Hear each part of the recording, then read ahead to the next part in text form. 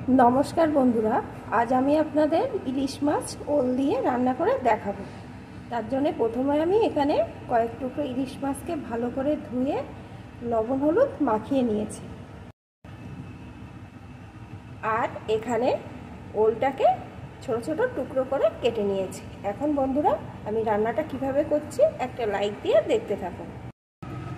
रान्नार जन्य एखाने आमी कड़ाईते परिमाण मतो सर्षेर तेल दिए दिएछि। तेलटा गरम हये गेছে। এখন আমি প্রথমে ওই লবণ হলুদ মাখানো ইলিশ মাছের টুকরোগুলোকে দিয়ে ভেজে নেব।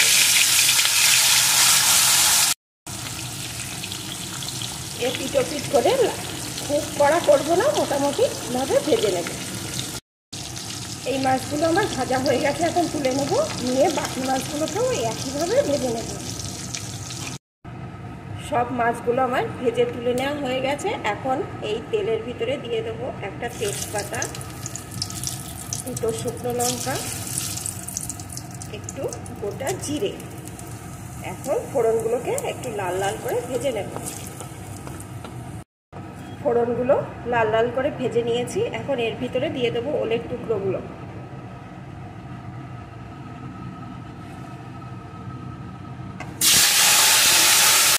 সাথেই দিয়ে দেবো একটু লবণ।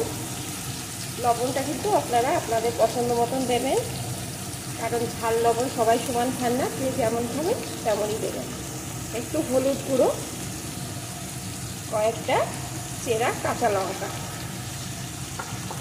এখন ওলটাকে সব কিছু দিয়ে ভালো করে বেশ কিছুক্ষণ ভেজে নেব। বেশ কিছুক্ষণ ধরে ভালো করে ভেজে নিয়েছি। এখন এর ভিতরে দিয়ে দেবো আমি পরিমাণ মতো গরম জল।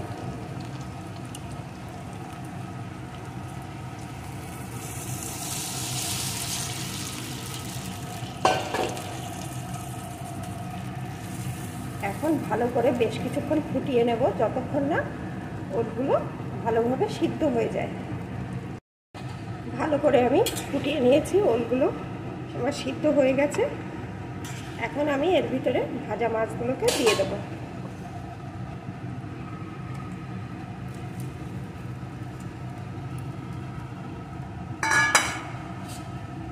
এখন আর বেশি কিছুক্ষণ মাছগুলো দিয়েও ফুটিয়ে নেব।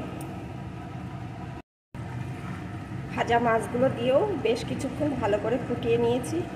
এইটুকু ঝোল ঝোল রাখবো, কারণ ওলের তরকারি তো, ঠান্ডা হলে এই ঝোল টেনে যাবে।